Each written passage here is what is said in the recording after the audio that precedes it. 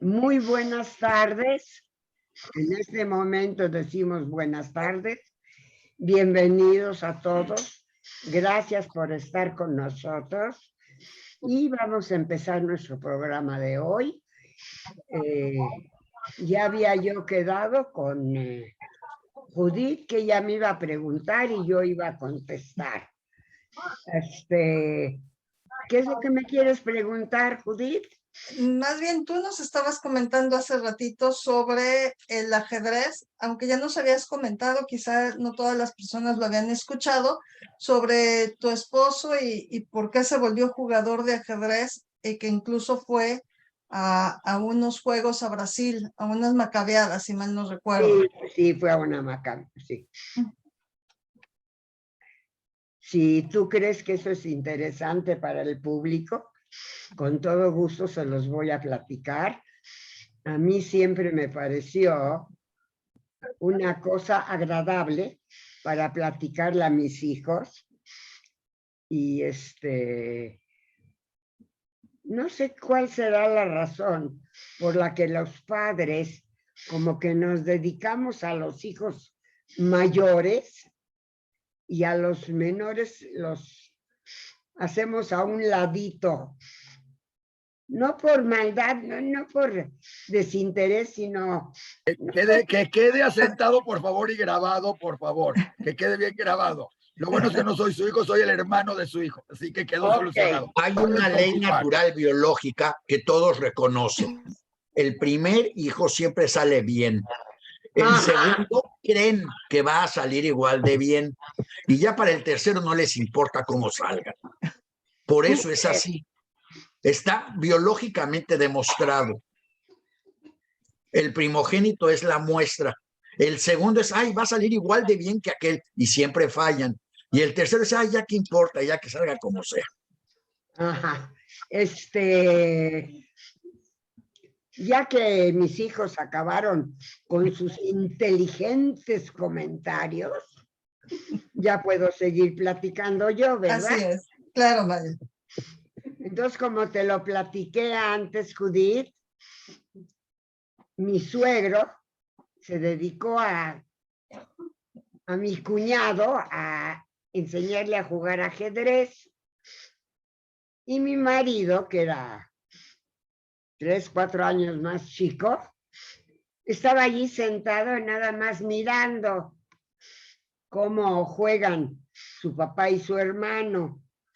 Y en un momento dado, no sé qué, no sabía qué jugada hacer mi cuñado, y el chamaco movió la pieza y mi suegro se asombró y le digo, ¿y tú cómo sabes? Dice, pues es lo que haces tú a veces, no sé qué. Le dijo, a ver. Le dijo a su hijo mayor que se quitara, sentó al chiquito, ni tan chiquito, ¿verdad? Pero lo sentó y le dijo, a ver, ven a jugar conmigo. Y desde ese día hasta el día que murió mi suegro, siempre jugó con mi marido al ajedrez. Su hijo mayor jamás le interesó el ajedrez. Y bueno, se hizo una relación muy bonita entre padre e hijo. Y así fue como mi marido, ni cuenta se dieron cómo él aprendió a jugar ajedrez, nada más de escuchar y de ver cómo mi suegro le enseñaba a su hijo mayor. Y el hijo mayor no captaba nada.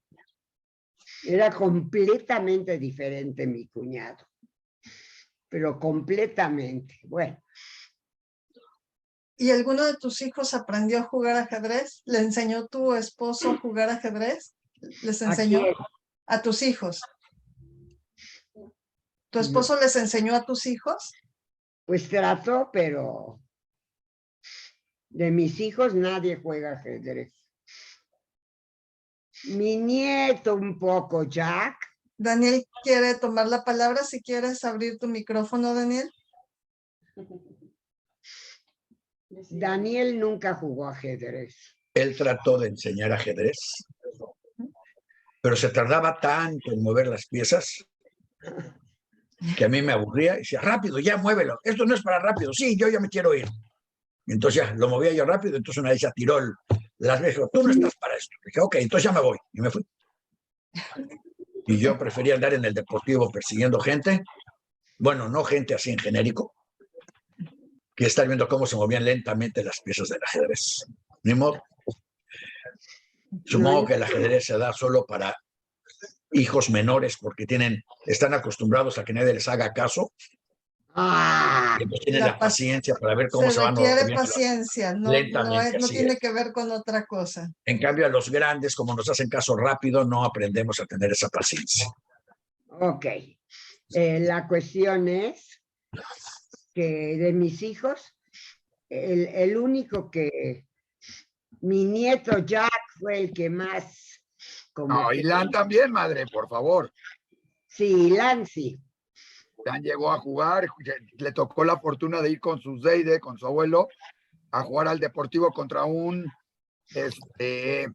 ajedrecista muy importante, en algún momento de los mejores del mundo, dentro de los 3 mejores del mundo, vino a jugar al Deportivo, hizo una serie de partidas rápidas y solo 2 no las pudo ganar, una de un joven que estaba ahí, la de Ilan, mi hijo le costó trabajo ganarla, lo dijo, y la de mi papá llegó y se volteó y le dijo, a usted le tengo que felicitar, es la única partida que no veía cómo la iba a ganar yo, ¿sí? Y le regaló su libro, etcétera, etcétera,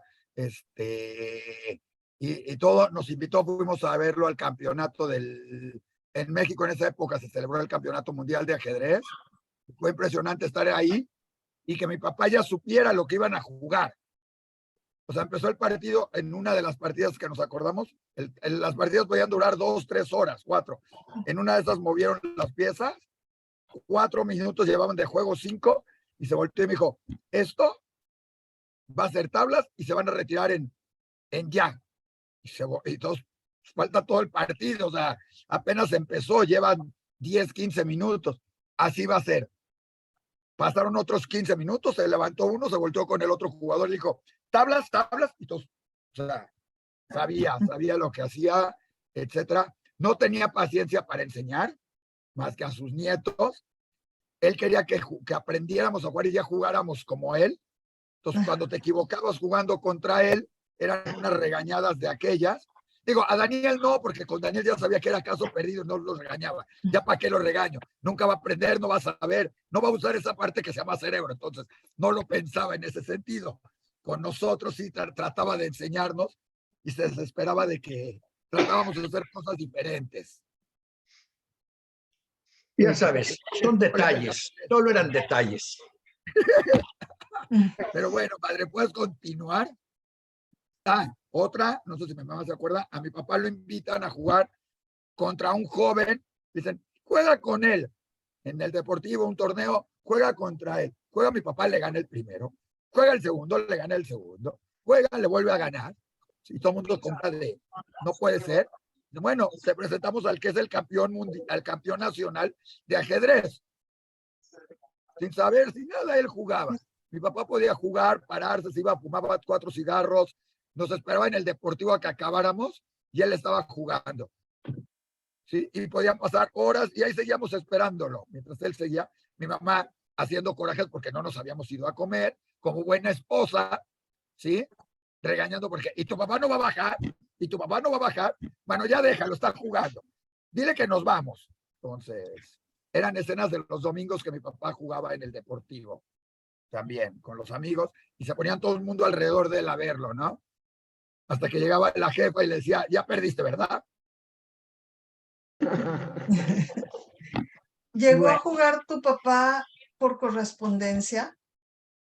Llegó a jugar hasta por computadora, por correspondencia sí, no era su fascinación, porque no era correspondencia, o sea, era cartas. Era muy claro, muy tardado. No, pero llegó a jugar contra la computadora, le compramos en algún momento la primera computadorita que comprabas que era para juego de ajedrez, se aburrió porque le ganó en el nivel más alto, le ganó rápidamente. Entonces compramos otra, luego aprendió a jugar. O sea, no usaba la computadora, pues sabía usar ajedrez y jugar ajedrez en computadora contra otras personas. Y se aburría porque no encontraba realmente rivales a su nivel. ¿no? Wow. Wow. A tu nieto, perdón, a tu hijo, ¿él le enseñó a jugar o también aprendió viendo, Ilan? Aprendió jugando con él y enseñándole un poco y jugando contra mi papá. A él sí le tuvo Les paciencia. enseñaba con más paciencia. Tanto a Jack como a Ilan, los dos aprendieron a jugar un poco. Ilan más. Ilan sí se metió a jugar ajedrez después un poco y estuvo en torneos, estuvo en todo. ¿Sí? Pero y hasta el día de hoy sigue jugando ajedrez de repente Ilan y le gusta jugar y juega en internet, juegan varias cosas más, ¿no? Es más. Como que En internet y con competencias si se mete una foto icónica de mi papá, no sé si se alcance a ver. sí. Ajá. Sí, se alcanza a ver. Ahí se puede ver con su, no sé, con el ajedrez, ¿no? Que además cabe decir que no nada más lo jugaba, sino los coleccionaba, aunque el que siempre usaba era el más sencillo de todos.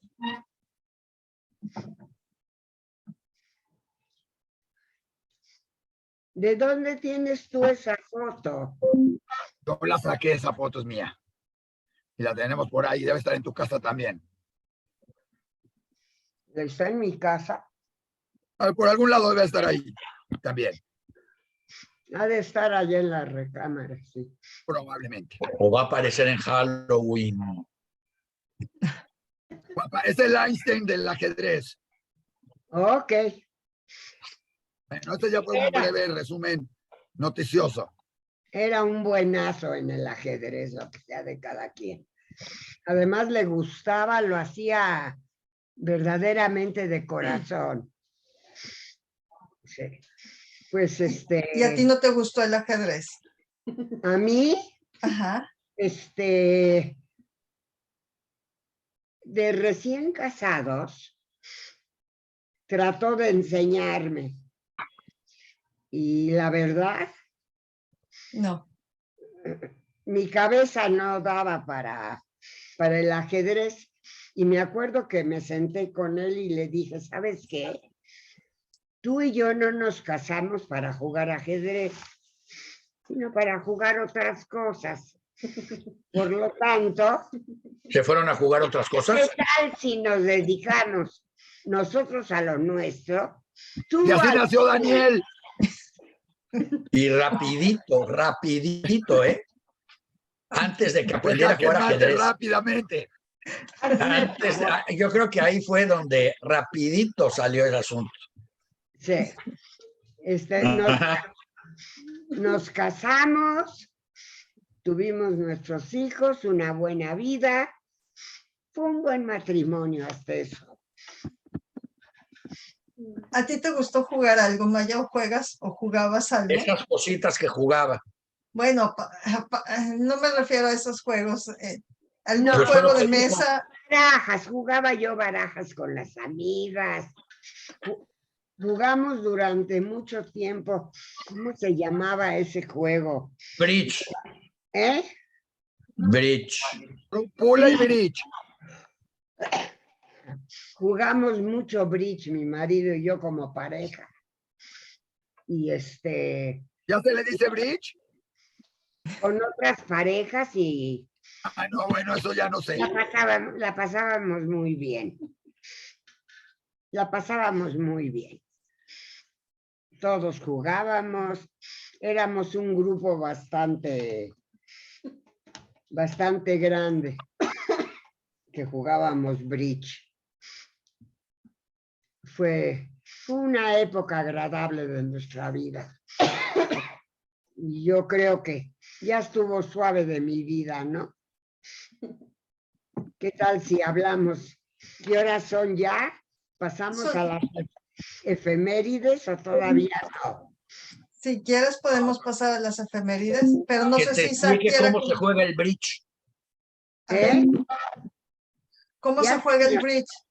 Ya se me olvidó, pero se jugaba por parejas. Era un bonito juego de barajas. Jugábamos mucho eso. Por lo menos una vez a la semana jugábamos. Éramos un grupo bastante de amistades buenas, hasta eso. Y bueno, todo va cambiando. Hay gente que muere, hay gente que se divorcia. Bueno, ni modo. Y fuimos cambiando de vida. Y si ustedes gustan, si alguien quiere preguntar algo, adelante, estoy dispuesta a contestar. No abiertamente a todas las preguntas, pero si quieren saber algo en especial, estoy dispuesta. O sea, que si quieren saber cómo jugabas, lo que sí jugabas, y que sí te acuerdas que jugabas, no les vas a decir. Pero si quieren saber cómo jugabas, lo que no te acuerdas que jugabas, eso sí te pueden preguntar. Daniel, intimidades, no. El bridge era muy íntimo, ¿no? No. Fuera de parejas. Ok. Y con amigos, Daniel, ya no es íntimo. Imagínate que se reunía un montón de gente y no bebían y pensaban. No. Bueno. ¿Cuántas fiestas de esas han visto actualmente? No. Parejas que se reúnan en una casa y no beban Muchísimas, nada. Muchísimas, Daniel. No toda la gente bebe.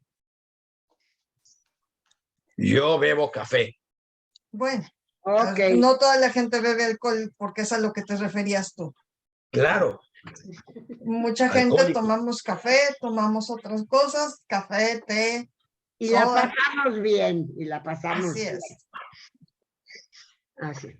¿Alguna otra cosa? Yo esperaba a alguien del público que preguntara algo, pero ya que nadie pregunta. Parece que les da un poco de pena, Maya, preguntar.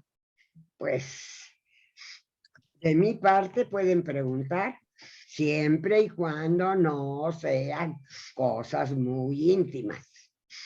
Hasta ver que pregunte para ver hasta dónde es muy íntimo. Bueno. Bueno, nadie quiere preguntar. ¿Qué tal si pasamos? No tengo fechas. ¿No tenías efemérides? Sí, ¿están en tu correo, Daniel? ¿Tenías cosas? Me contestaste. Bueno. Denme un minutito y ahorita ponemos las efemérides. Y mientras, Maya, si nos quieres comentar algo sobre Pregunta tu época. íntima, madre. Todos tenemos duda. Entre el ajedrez, el bridge y todo. ¿Por qué no regalaste a Daniel? Ah, nadie lo quiso. Gracias.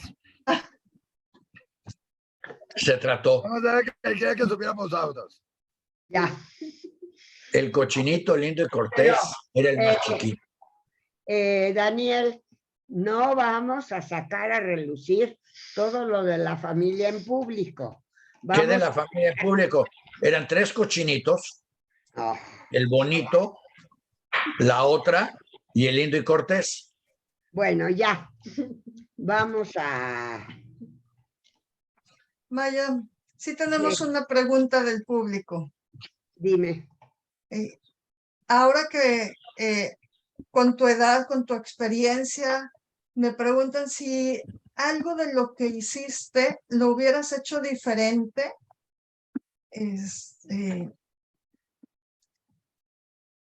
O sea, de todas las cosas que hiciste, ¿habría algo que hubieras hecho diferente? Yo sé una. En vez de ofrecerlo de regalo, Daniel a lo mejor hubiera pagado para que se lo llevaran.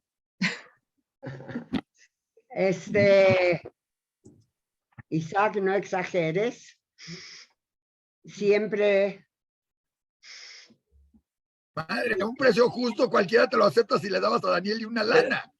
Ok. Bueno, para A quien ver, no se pero dio cuenta, para quien no se dio cuenta, quiero subrayar que lo que dijo fue, lo ofrecí de regalo y nadie lo quiso. Y el otro dijo, ¿y por qué no pagaste para que se lo llevaran? Y entonces contestó, no exageres. Me quería yo deshacer de él, pero no iba yo a pagar por eso. Daniel, pero no nos ha contestado Maya la pregunta. Ya nos estamos desviando un poquito. exacto. Siempre quise a mis hijos de todo corazón. A lo mejor es la última vez que se los digo, pero que tengan bien en cuenta. Si acaso metí la pata, fue sin querer y me disculpo. Seguro que hubo momentos en que metí la pata. Pero Pues con Isaac nada más. a Isaac lo echaste a perder tú. Porque Venía fresco, venía perfecto del súper. Porque desde que nació, nunca me dejaste ni castigarlo, ni regañarlo, nada. Todo lo que hacía Isaac, tú lo defendías y ya. No iba yo a pelear contigo. Era tu bebé consentido. Debo decirles que Isaac funcionaba mejor que un gatito para atraer niñas en líneas. ¿Para qué? Si yo me sentaba con un gatito en línea y se acercaban, ay, qué bonito animalito que viene. Pero ya, si llevaba yo a Isaac, pero no me las podía yo despegar. Ay, mira, ay, qué bonito, y trae al niño, ay, quién sabe cuánto, y les ganaba el complejo maternal, y yo podía después llevarlo a la casa e irme con el complejo maternal. Ajá. O sea, tenía una utilidad práctica emocional. Ay, Ok. Daniel. Lo utilizaste. Bueno, sí. Bueno, ya sabes, Isaac. O sea, hay que reconocer que la gente se acercaba a él por mí, no por él. O sea, eso ya es un Así gran es. beneficio. O sea, si no, nadie se le hubiera acercado. Nada más Eso los fue lo que dije. paso. No lo querían de Bueno. regalo, no se le acercaban si no estaban conmigo. Suficiente, Daniel. Ya no Eso fue lo que dije. Podríamos dejar que Maya nos conteste y después discuten en privado. Exacto. ¿Qué es lo que quieres que yo conteste? Sobre si hubieras hecho algo diferente, ahora que ves tu vida así en retrospectiva, si hubieras hecho algo diferente a lo que has hecho, a lo que recuerdas, algo que tú dijeras. No creo porque si veo los resultados fueron buenos y dentro de lo que cabe estoy orgullosa de mi familia y sobre todo estoy sumamente feliz por la vida que tuve. Tuve una vida que me llenó mucho, tuve mucha suerte, tuve un marido que se salió completamente de lo que eran los maridos entonces, me permitió estudiar, me permitió trabajar en lo que me gustaba. La verdad es que tuve mucha suerte, tuve buenos hijos, no tuve ninguna tragedia grande en mi vida, afortunadamente. Y digo, lo que me puedan suceder ahorita, pues en los últimos años, lo que sea ya es natural. Tengo 91 años y bueno, vamos a ver cómo acabamos. Hasta ahorita todo va bien. Y la verdad, yo debería ser religiosa, pero no lo soy. ¿Por qué deberías, Maya? Por la suerte que he tenido en la vida. Pero me cuesta mucho trabajo creer que Dios me hubiera ayudado a mí y a tanta gente en el mundo, la ha hecho infeliz. No puedo creer. Me cuesta mucho trabajo creer en un Dios así. Ojalá pudiera yo haber hecho, pero pues no puede uno, digo, es uno parte del mundo. Y bueno, yo espero haber puesto mi granito de arena y haber preparado pues algo de gente que sea buena y que haga el bien en el mundo y ayude a gente a ser feliz. ¿Hay algo en este momento que te gustaría hacer? En este momento, Ajá. hijos,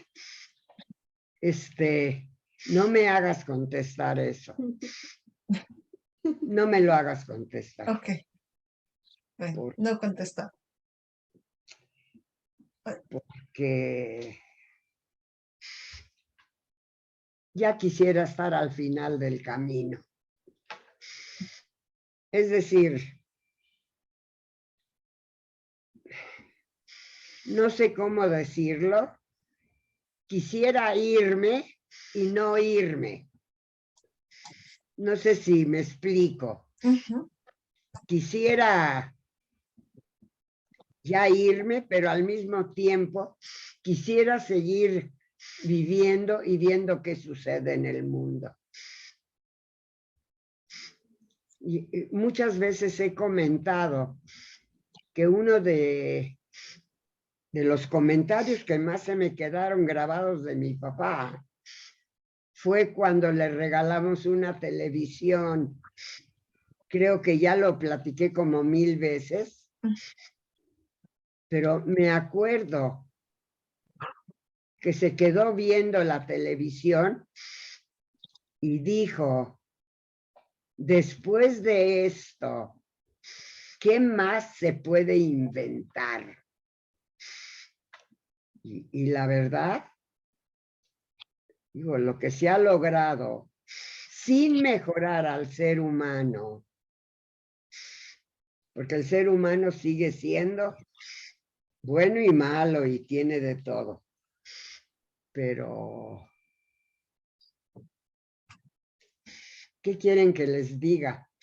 Es increíble el mundo,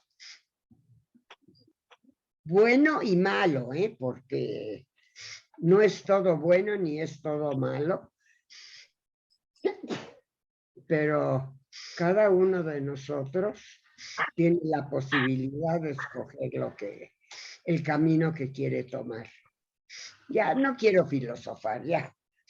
Hablemos de otra cosa. A ver, las efemérides de la semana.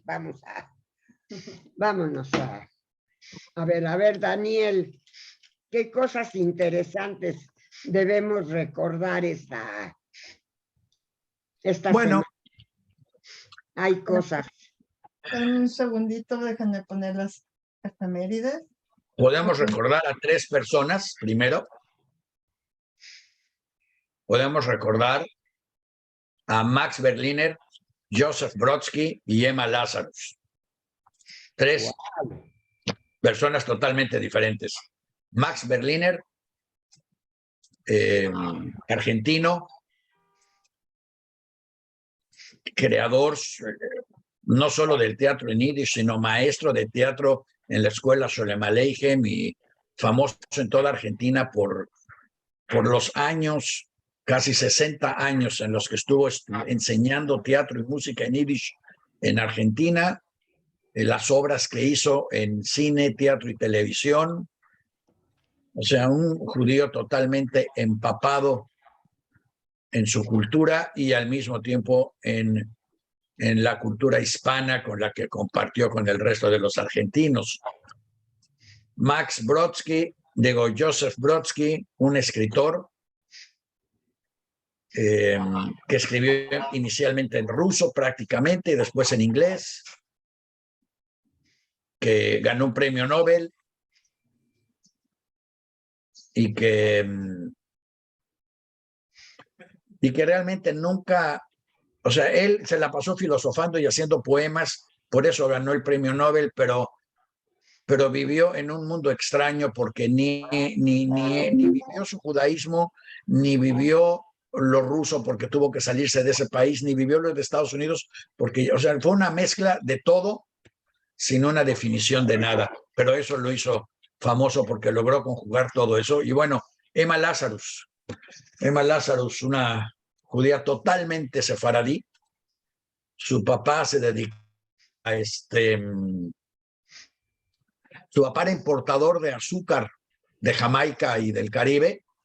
Ese era, después descubrí que ese era un negocio bastante común entre los judíos sefaradíes de América. Y casualmente, la primera, casi podría decir el primer judío intelectualmente destacado en los Estados Unidos, es una mujer de una familia asimilada que ante los pogroms que había en Europa Oriental, despertó de alguna manera, recuperó su judaísmo e hizo un montón de obras y de cosas de las cuales vamos a hablar más adelante, pero es famosa particularmente porque es Emma Lazarus la que escribió la placa que está en la Estatua de la Libertad y que desgraciadamente pues la placa está en Nueva York. Si trajeran la Estatua de la Libertad a San Isidro o a Texas, a lo mejor los tejanos se acordarían que así entraron sus papás a este país. Es también interesante destacar, pero eso también lo tenemos que hablar en el próximo programa, no en este, sobre el concepto de inmigración a los Estados Unidos y cómo los inmigrados ven a los inmigrantes y cómo ven a sus hermanos y a sus hijos después de que ellos ya entraron. Pero en fin, Emma Lazarus fue la que dijo, denme a sus pobres. Y bueno, gustosamente a todo el mundo le aventó sus pobres a los Estados Unidos y Estados Unidos con los pobres creó el imperio americano, basado fundamentalmente en el trabajo, la imaginación y la creatividad de los pobres, a los que los demás países no les daban ni la oportunidad de hacer absolutamente nada más que morirse de hambre en el mejor de los casos. Pero bueno, otras fechas son, entre estos inmigrantes, no todos eran lindos, bonitos y simpáticos. Deutsch Schultz fue uno de estos inmigrantes judíos al que finalmente mataron el 24 de octubre del 35. Deutsch tenía una pandilla, aunque hay que subrayar que la pandilla de Deutsch Schultz empezó, curiosamente, la razón por la que empezó fue porque lo golpeaban y lo agredían por judío. Entonces empezó a defenderse y luego vio que al defenderse se sabía defender y luego vio que al defenderse y se sabía defender, ganaba, y que cuando ganaba a los irlandeses que lo golpeaban o los alemanes que lo golpeaban, pues se hacían a un lado, y luego vio que les podía cobrar por no volver a atacarlos y fue pasando paso a pasito hasta que creó una banda enorme de crímenes que empezaron con la autodefensa y terminaron con la imposición de multas a quienes lo agredían, a quienes hablaban mal de él o a quienes simplemente les podía sacar dinero o ventajas. En fin, Deutsch Schultz, una creación, bueno, podríamos decir, una creación del antisemitismo, pero pues en realidad nada más eso fue la chispa que le dio fundación. En fin, en estas fechas también fue el Jueves Negro, que a todo mundo se le olvidó este año. Normalmente, hace unos años, 10 años quizás, el crash, se habló del crash en todos lados. Hoy debió haberse hablado más del crash porque la diferencia entre el crash de 1929 y lo que ha pasado en Estados Unidos ahora o en el resto del mundo es que en el crash de 1929 el gobierno decidió que los bancos y quienes tenían que quebrar, quebraran, y los dejó quebrar. Y el país tardó pues prácticamente 8 años de una guerra para recuperarse el país y el mundo.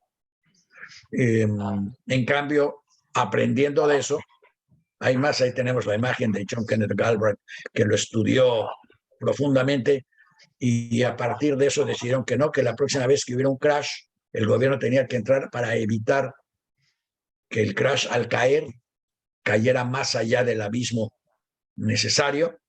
Y entonces esta vez, después de COVID y durante COVID, el gobierno intervino, por lo menos en los Estados Unidos, y gracias a eso, el envío de dinero a México y a toda Latinoamérica es enorme, porque el gobierno norteamericano rescató y salvó, yo diría que prácticamente tanto a la sociedad americana como a todos los que dependen de ella. O sea, afortunadamente, por lo menos de una cosa, sí hemos aprendido un poco. También en estas fechas terminó la guerra de Yom Kippur. Como ustedes recordarán, la guerra de Yom Kippur fue la guerra en la que prácticamente y por poquito pierde Israel. Realmente se salvó de milagro. No fue de milagro. Se salvó, pues casi podría decir, por la estupidez suicida de un general. O sea, empezó la guerra, a los israelíes los agarraron totalmente fuera de lugar. Los árabes por primera vez atacaron con convicción, los estaban haciendo pedazos y dejaron atrás atorada una unidad de tanques que dirigía el señor Sharon. Y cuando el señor Sharon se dio cuenta que estaba solito y que aquellos ya estaban avanzando y que aparentemente el país iba a desaparecer, dijo, bueno, pues si va a desaparecer el país, por lo menos que aparezca en los libros de historia que desapareció, pero yo ataqué Cairo. Y agarró y cruzó el canal de Suez. Y cuando él cruzó el canal de Suez, se corrió la voz entre el ejército egipcio de que los israelíes, no 8 tanques, no, los israelíes habían cruzado el canal de Suez e iban hacia Cairo. Y los soldados egipcios que estaban avanzando sin nada, ya que ya no había nada entre ellos y Tel Aviv, literalmente ya no había nada que los detuviera. Solitos aventaron sus armas, se dieron media vuelta y salieron corriendo hacia Cairo para no quedar encerrados como prisioneros. Y de pronto hubo una bolsa de 100,000 soldados, si no me equivoco, o más. No tengo el número exacto, pero fueron 100,000 por lo menos soldados egipcios que quedaron encerrados en el Sinaí, sin armas, sin zapatos prácticamente, porque iban corriendo como locos hacia Egipto para no caer prisioneros de guerra. O sea, cayeron en su propia trampa de alguna manera, en un desenlace que nadie se imaginaba. Y la guerra terminó con una victoria dramática israelí.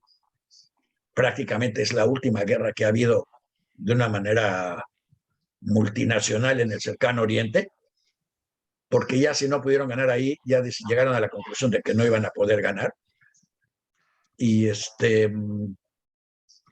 bueno, fue la guerra que se salvó por el ataque suicida que Sharon decidió hacer, el cual tampoco se imaginó nunca que esas cosas pasaran. Y pasaron, eso se los decimos a quienes trabajan en gobiernos que creen que las mentiras siempre funcionan. Esto sucedió porque los medios egipcios y los generales egipcios se la pasaban dando noticias falsas, igual que en la Guerra de los 6 días. Entonces se volteaba ¿cómo vamos? Muy bien, mi general. ¿Y dónde vamos? Donde usted quiera que vayamos. ¿Y cómo vamos? Ganando lo que usted quiera. Y mentían todo el tiempo en vez de dar informaciones reales o quedarse callados. Entonces cuando alguien dijo es que no hay israelíes en Egipto, no los hay, no están. Nadie les creyó. Todos dijeron que es al revés. Es como cuando un presidente mexicano dijo voy a defender al peso como perro. Pues ya todo el mundo sabía que el peso se lo iba a llevar el diablo. Aquí fue cuando dijeron, no hay israelíes en Egipto. Dijeron, pues ya conquistaron Cairo. Y nadie les creyó porque la credibilidad sí se pierde y sí tiene un valor económico y definitivamente militar. En fin, así terminó la guerra de Yom Kippur. Y hasta la fecha, por ahí van a ver que también, ¿cuántos son? 25 años más tarde se firmó un acuerdo con la autoridad palestina, un acuerdo de paz, pero todos los acuerdos de paz que se firman con la autoridad palestina no sirven de nada. Y no sirven de nada porque la autoridad palestina vive realmente de dineros que se le dan como ayuda a refugiados. Entonces, mientras la UNRWA y todos esos le pasen dinero, la UNRWA es el Departamento de Refugiados de las Naciones Unidas, mientras la autoridad palestina viva de eso y no de la productividad de los palestinos, no les conviene dejar de ser refugiados, porque en el momento en que se vuelvan país, dejan de recibir esos fondos. Y entonces eso es un círculo vicioso que no permite que no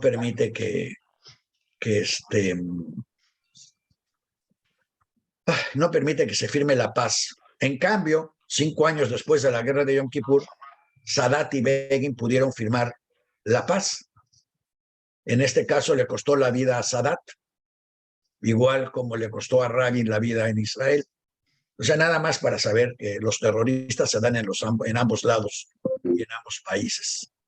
El terrorista que mató a Sadat ahí sigue, y el terrorista que mató a Rabin sigue ahí felizmente en la cárcel y nunca no le va a pasar nada. Y el de Sadat no pudo descarrilar la paz, pero curiosamente, el que mató a Rabin sí pudo descarrilar la paz, y ahí ha habido todos los que se han muerto a partir del asesinato de Rabin hasta la fecha son víctimas de ese terrorista que no los mató directamente, pero que es culpable de sus muertes. Y bueno, en el 94 murió Shlomo Goren. Shlomo Goren, a mi gusto, es... por un lado, a lo mejor es una personalidad positiva, por el otro lado, a mi gusto, es lo más negativo que se ha podido inventar. Shlomo Goren, primer gran rabino de la Fuerza de Defensa de Israel. O sea, ¿desde cuándo hay que crear gran rabino de esto y gran rabino de lo otro y gran rabino de aquello? Normalmente los judíos lo que hacían hasta la creación del Estado de Israel es que si había un rabino que decía cosas inteligentes o no, pero que le creyera a la gente se reunía alrededor de ese rabino. Si empezaba a decir sandeces o desvariaba o whatever, la gente lo dejaba y se iba a buscar otro rabino. Pero nombrar a un rabino, gran rabino, darle sueldos, presupuestos, autoridades, al único que ha llevado es a crear un país en Israel, que es un país igual que el Vaticano, igual que los países como Afganistán, donde los que dominan son los religiosos con sus reglas religiosas. En Israel no existe el matrimonio civil. Y no apedrean, todavía por lo menos no apedrean a las mujeres en Tel Aviv por ponerse trajes de baño, ni a las feas tampoco, pero el punto es que en Jerusalén sí. En Jerusalén se apedrean a la gente por no hacer lo que los rabinos dictaminan que debería de ser lo que hay que hacer o no hacer, porque es un país litúrgico. En vez de ser un país libre y que los litúrgicos pues dominen sobre sus litúrgicos. Y bueno, Shlomo Goren representa el poder o la manipulación de un rabinato para el control de un pueblo. En fin, esa es la efeméride con la que no estoy muy contento, que es la de Shlomo Goren. Pero en fin, bueno, murió, pues que descanse en paz y que esté muy feliz donde esté. Y si podría componer lo que hizo, pues que lo componga, y si no lo puede componer, pues ya lo compondrá alguien más o no, ni modo. Así es esto. Estas son las efemérides de esta semana. No hay tantas, ¿verdad? Esta vez podría haber mejores o peores, no hay tantas. Pero bueno, pero hay muy variables. Teatro en Yiddish. Esta mujer, Lazarus, es toda una personalidad. Y tenemos muchísima información de ella que quiero presentar en un programa posterior, ahorita en Polémica, a lo mejor en Polémica y Café o algo, porque vamos a hacer una variable desde la próxima semana, yo creo. Después de este programa, en vez de tener Polémica y Café, vamos a tener un programa que se va a llamar Ayer los Judíos. Ayer, hoy y mañana, donde lo que vamos a hacer es que vamos a tomar una de las efemérides, le vamos a meter libros, música, anécdotas, o sea, la vamos a profundizar seriamente, la vamos a analizar, Vamos a presentar videos, grabaciones, todo lo necesario para documentar una de esas efemérides, para estudiar de qué manera eso de ayer nos afecta hoy y qué nos da para mañana. Por eso va a ser la hora judía de ayer, los judíos, ayer, hoy y mañana, todos los viernes después de Judaísmo, hoy con la ley que Maya vamos a tener ese programa. Hoy todavía vamos a tener una medio transición entre Polémica y Café y los judíos, porque en Polémica y Café vamos a hablar, entre otras cosas, de los niveles educativos en Estados Unidos, en México, y las soluciones que se han tomado en ambos países para resolver algo que, bueno, que fue hecho, vamos a decir que fue culpa del COVID, pero en realidad fue culpa de los papás. Algo que yo considero que los culpables totales son los papás, y que hay una relación muy interesante. Fíjense, eso no es efeméride, pero es una introducción. En Estados Unidos aumentaron en 30% los suicidios de adolescentes, y bajó 30% el nivel académico de los mismos. O sea que mientras menos saben, más se suicidan o menos encuentran un sentido de para qué estar vivos. Y la pregunta es de quién es, si la culpa es del COVID, y yo digo que no, porque sería al revés. Si el COVID fuera el culpable, habrían tenido que estar en la calle, no habían podido estar en sus casas, pero estaban encerrados en sus casas, lo cual implicaba que no podían andar en antros, no podían andarse alcoholizando, drogando, etcétera, pero podían haber tomado libros con sus papás. Daniel, A ver, Daniel, Ya. aquí... Eso es Polémica y Café, ya, me distraje. Adiós. Sí, pero de todas formas, el problema educativo es multifactorial, no es culpa de los padres, y además los niveles de suicidio se incrementaron. Hay también diversos factores. Sí tiene que ver el encierro con por la pandemia y otros factores que después podemos platicar si quieres. Con todo gusto, porque en la cuestión de los encierros, yo siempre lo comparo con los judíos tipo Ana Frank, que vivían en closets. Esos eran encierros. Sí, nada más que no hablar. podemos comparar porque es otro contexto y otra época. Bueno, entonces es difícil esa comparación. Pero nos agarramos a golpes en el próximo programa. No dejen de acompañarnos. Ya vieron que en el próximo programa nos vamos a agarrar a golpes. Entre la defensora de la justificación de todo y yo que no justifico nada. Ok, espero que lo grabes. Va a estar grabado el programa, ¿verdad? Va a estar grabado y queda en Facebook. Para los que nos quieran escuchar, está en Facebook, en Voces Hispanas, nos pueden escuchar. Ok, gracias. Los que están acá se pueden seguir en el programa, nos pueden acompañar, claro. No tienen que hacer nada. ¿Qué? Que los que están aquí oyendo ahorita que quieran continuar, todo lo que tienen que hacer es quedarse aquí cuando acabe este programa, darnos un par de minutos, ya saben, nos peinamos, nos acicopalamos. Terminamos. Y empezamos. Ok.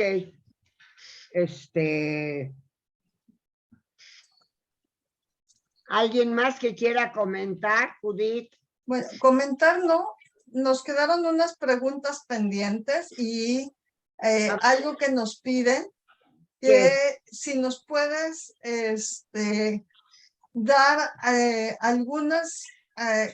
alguna información sobre el Yiddish, cuál es su origen, en qué lugares se habla, qué sucede con él, una breve introducción al Yiddish, y si nos pudieras enseñar algunas palabras o expresiones en Yiddish en cada programa. Eso es lo que me están preguntando, bueno, me están pidiendo. Caray. Sí. ¿Quién? ¿Alguien en especial que te está pidiendo eso? Pues sí, o sea, fue alguien del público que nos está pidiendo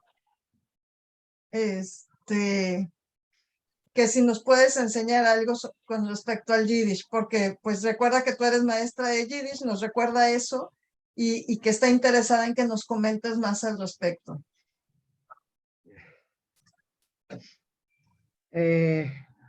Voy a comentar algo y si quieren puedo dedicar un programa a hablar del Yiddish. El Yiddish es un idioma creado, salido del alemán y escrito con el vocabulario hebreo. Es decir, el abecedario que se usa es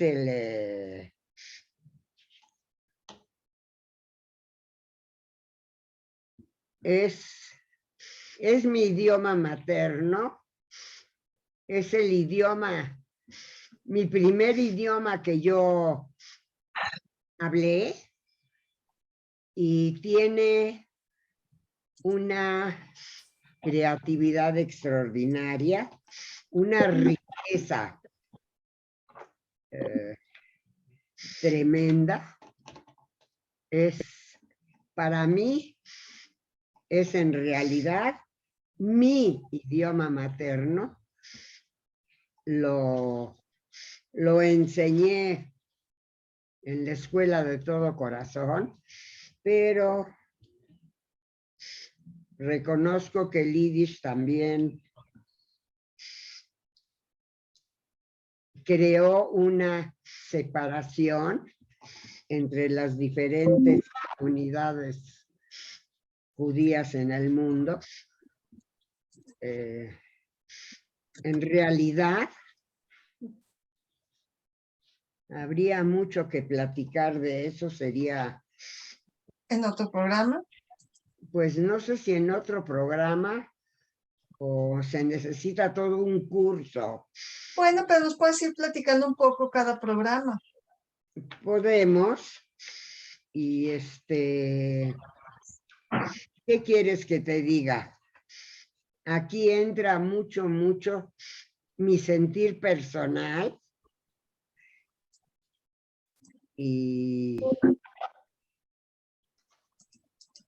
un complejo de culpa por no haberle transmitido a mis hijos este cariño que yo tengo por el yiddish. Sé que el que más recibió, digamos, esa herencia fue Daniel,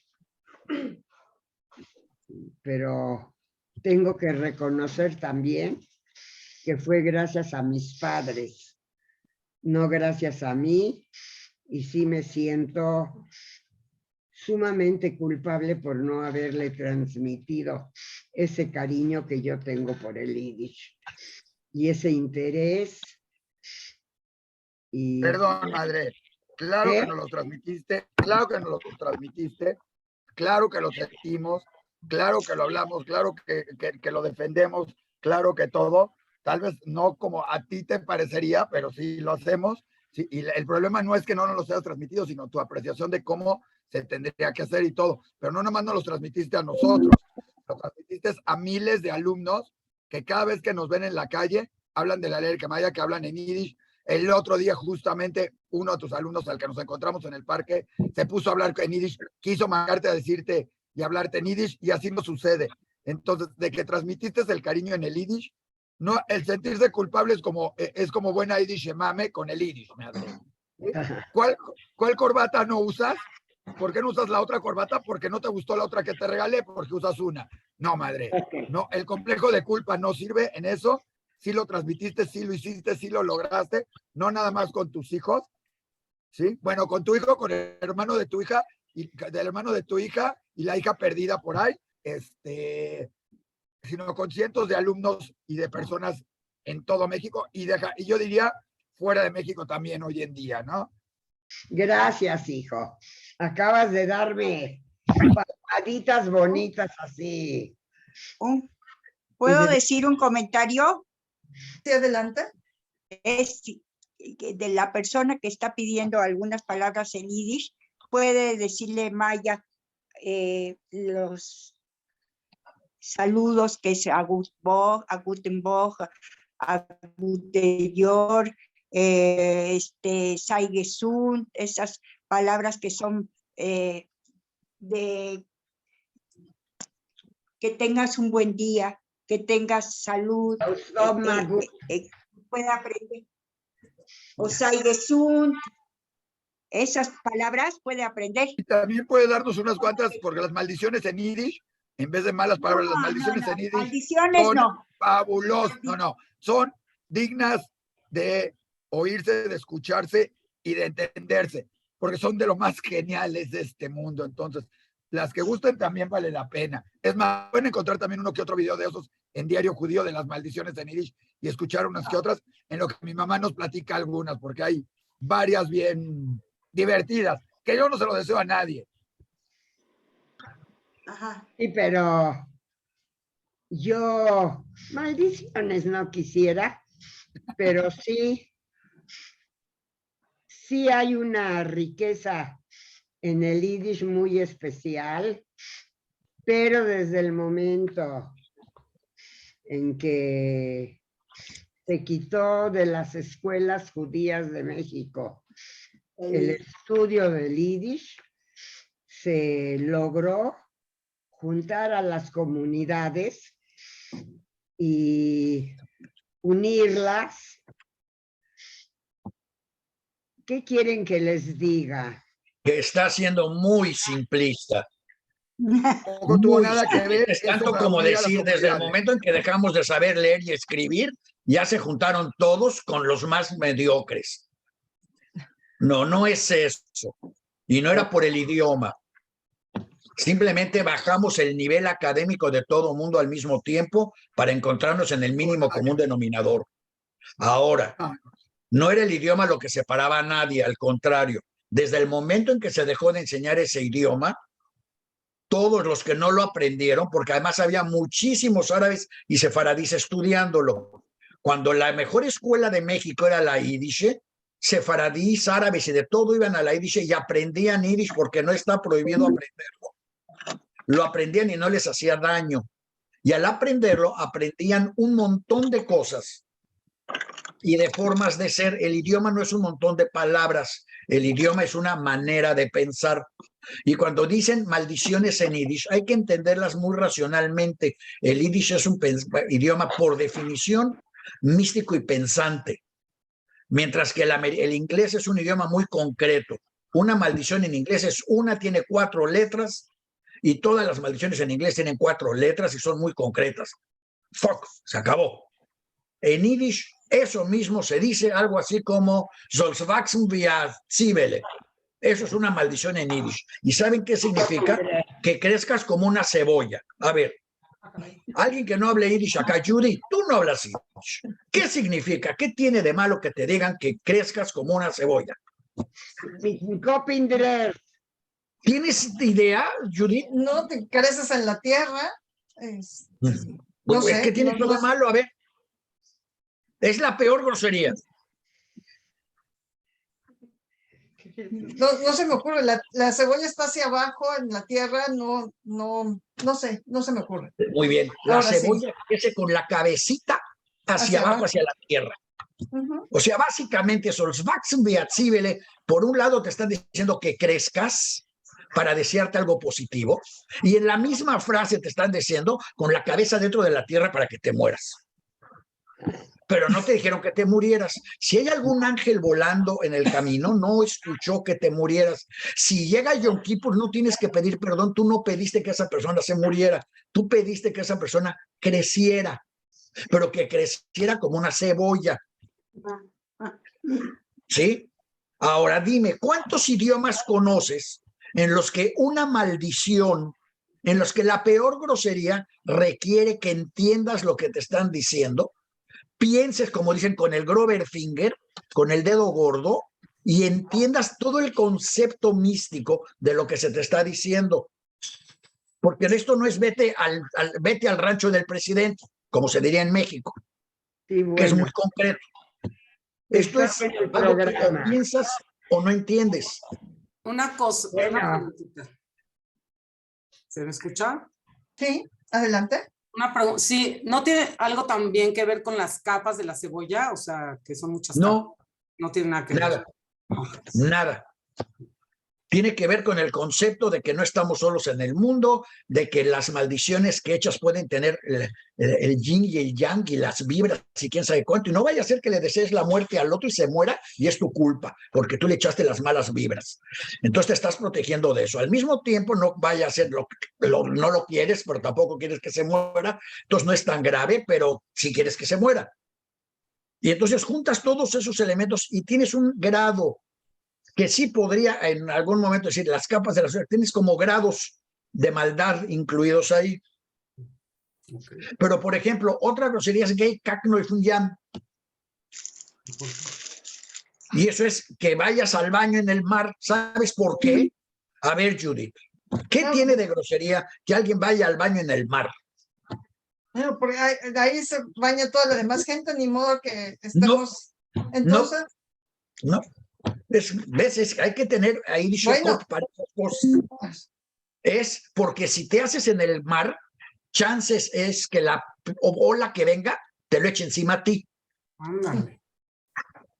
Ah, que te ensucies con tus propios desechos. ah, Pero yo no te decía que te ensuciaras, yo no te decía que te contaminaras, yo te decía que fueras al mar. Y en el mar decía que a lo mejor la ola le atine. Pero son inflexiones muy específicas. Y como esas hay decenas. están muy Porque interesantes. de que nos odiamos y de que nos queremos.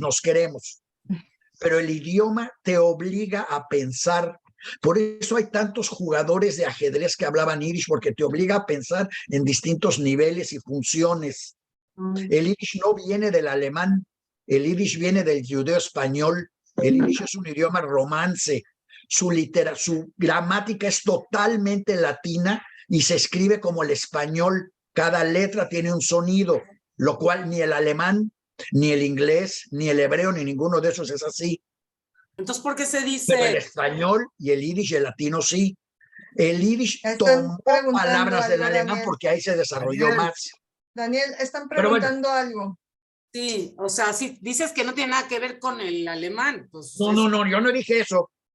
Dije, Bueno, no que surgió del alemán. no surgió del alemán, pero sí Eso se es nació todo. con el alemán. O sea, sí se Tiene desarrolló, muchísima influencia del alemán. Muchas palabras del alemán. mucha influencia y mucho desarrollo. Ok.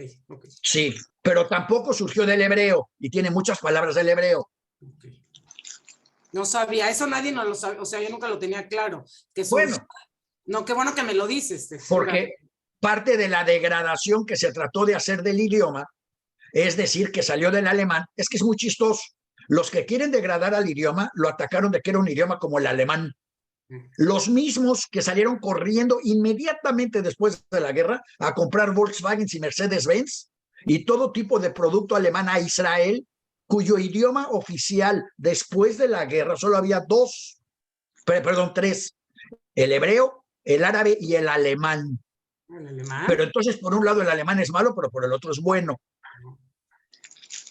Entonces, son conceptos, el yiddish se encontró bajo ataque directo por múltiples países, pero eso ya es otra historia para otro programa. Pero qué interesante, está bien. Simplemente Pues yo creo que el próximo programa subrayar que la gente que habla yiddish, por definición, tiene una mente más flexible que la que no lo habla.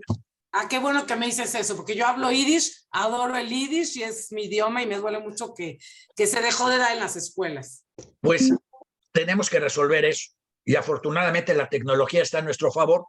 Así es que si nos acompañas acá, a lo mejor la próxima semana podemos tocar como tema el yiddish y cómo rescatarlo. Ay, qué maravilla, sí. Porque se eliminó por motivos políticos. Sí. No sé. Entonces, porque podría estar como cuestiones... materia optativa, por ejemplo, en secundaria o en prepa, que ya son chavos grandes, lo podrían tener como materia optativa. Mira, voy a decir algo que yo sé que alguien de este grupo se va a enojar. No importa. En una escuela nueva que inventaron en México, con gran asesoría de grandes grupos pensantes e intelectuales de todo el mundo, se les olvidó que debían haber puesto como materias optativas yiddish, judeo español, filosofía judía y una serie de cosas para que los jóvenes que quisieran, así fuera 1 o 10, lo tomaran. porque no todos van a ser intelectuales, pero los pocos que lo sean deberían de tener acceso. Hoy, un niño judío en México no tiene acceso a cultura judía, punto. Así, estoy A de lo acuerdo mejor tiene acceso a contigo. cultura israelí, pero la Estoy de cultura acuerdo israelí contigo y es una lástima, no es judía. lástima tremenda. A mí me duele mucho que eso se pierda. Es una Bueno, lástima. pues yo te invito a que compartas tu dolor durante toda la semana Ok. para que el próximo viernes participes en la creación o con ideas, a ver qué se te ocurre, Ok. de cómo rescatar esto, no solo para los niños de México, sino para todos los niños a los que políticamente les quitaron la enseñanza del Yiddish. Hoy hablamos de Brodsky, 60 años maestro de teatro, de Yiddish, etcétera, en una Argentina profundamente Yiddish. Por los Daniel, mismos motivos hay quitaron que, el idioma del sistema escolar y Daniel, no se reemplazó Daniel con está nada. hablando, Daniel. Isaac. creo que hay que dejar algo para el próximo programa, Así es. ¿sí? Tienes Ya estuvo. Polémica y Café a continuación. Invitados a todos, probablemente un tema interesante lo del Yiddish, que se puede, y que cómo se puede rescatar más. No se tiene que rescatar el Yiddish. Rescatas cuando algo está muerto, el Yiddish no está muerto. No, Es no esto. rescatar, enseñar. Cómo enseñar y promoverlo más. Es más, Judith Por nos hoy, va a yo creo que enseñar ya, creo que sería buen todos detalle que los mi mamá se materiales que hay despida en en Diario Yiddish. Judío. A ver, Bueno, Daniel, deja escuchar. Perdón. Buen detalle que mi mamá se despida en Yiddish y cerremos el programa del día de hoy a darle paso a otras cosas. A Gut también. Boch para la leer que Maya.